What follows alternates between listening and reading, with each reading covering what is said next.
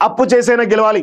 సర్పంచ్ పదవుల కోసం ఇండ్లు భూములు బంగారం తాకట్టు. మోస్తరు గ్రామాల్లోనూ 20 లక్షల నుంచి 50 లక్షల దాకా ఖర్చు. ఇక ప్రత్యేక గ్రామాల్లో ₹1,00,00,000 తగ్గేదిలే. దయచేసి ఈ రాష్ట్ర ప్రభుత్వాలు దయచేసి గుర్తుపెట్టుకోండి. ఈ రాష్ట్ర ప్రభుత్వాలు ముఖ్యమంత్రి కానీ మంత్రులు కానీ ఎమ్మెల్యేలు కానీ రాష్ట్రానికి సంబంధించిన నిధుల విషయంలో డబ్బులు ఇవ్వరు. మీకు ఆ 20 లక్షలు మీ ఆస్తులు అమ్మి 20 లక్షలు 30 లక్షలు 50 లక్షలు పెట్టి పోటీ చేస్తే మీరు అప్పుల పాలవడం తప్ప ఏమీ ఉండదు. మీరు పోటీ చేయాలి, ప్లస్ ప్రజలకు ఇచ్చినటువంటి హామీలు నెరవేర్చకపోతే ఇజ్జత్ పోతుంది. కాబట్టి మళ్ళీ మీ సొంత ఖర్చులతోటి మీరు చెప్పినటువంటి ఏవైతే హామీలు ఉన్నాయో వాటిని నెరవేర్చాలి. సో 20 లక్షలతో ఆగుతుందా? ఆగదు. ఆ 20 లక్షలకి ఇంకో 50 లక్షలు అవుతుంది. మీ ఆస్తులు అమ్ముకున్నా ఏమనుకున్నా కానీ అప్పులు తీరవు. లాస్ట్కు మీకు ఆత్మహత్య శరణ్యమవుతుంది.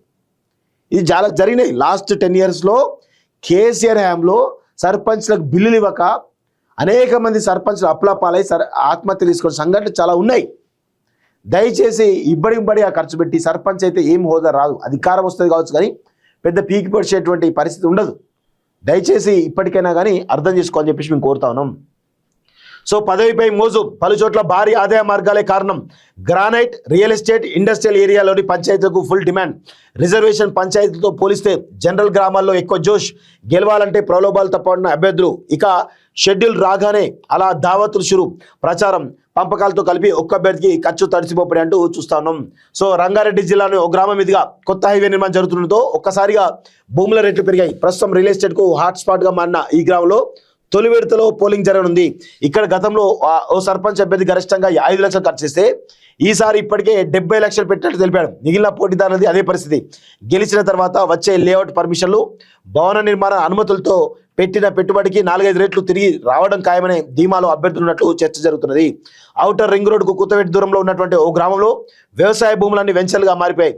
అందుకే ఇక్కడ పోటీలో ఉన్న అభ్యర్థులు ఏకంగా ₹1,00,00,000 వరకు ఖర్చు చేసే అవకాశాలుగా తెలుస్తూ ఉంది. సో మొత్తానికైతే హైదరాబాద్ సిటీకి దగ్గరలో రియల్ ఎస్టేట్ ఎక్కడైతే బలంగా ఉందో అక్కడ ₹1,50,00,000 వరకు పోతా ఉన్నది. సో ఇక మిగతా చోట్ల 10 లక్షలు 20 లక్షలు 30 లక్షలు 50 లక్షలు ₹1,00,00,000 దాకా కూడా మేజర్ గ్రామ పంచాయతీలు కూడా అదే విధమైన పరిస్థితి చాలా స్పష్టంగా కనబడతా ఉంది.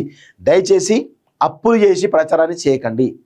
అప్పులు చేసి ప్రచారం చేయడం ద్వారా సో మీరు ఏదో పీక్తం పొడుస్తాం అనుకున్న పొరపాటు. గత 10 సంవత్సరాల్లో కేసీఆర్ బిల్లులు ఇవ్వక అనేక మంది చనిపోయేటటువంటి సంఘటనలు ఉన్నాయి. సో అలాంటి పరిస్థితి మీరు కూడా తెచ్చుకోవద్దని చెప్పేసి కూడా ఈరోజు కాలోజీ పక్షాన మీ అందరినీ కూడా కోరుకుంటా ఉన్నాం. పంచాయతీ ఎన్నికల్లో అడ్డగోలు ఖర్చులొద్దు, వీలైనన్ని ఏకగ్రీవాలు చేసుకోండి, మంచోళ్ళు ఎన్నుకోండి అంటూ సీఎం రేవంత్ రెడ్డి చెప్తా ఉన్నాడు. ఏం చెప్తున్నారో ఏందో అర్థం కాని పరిస్థితి.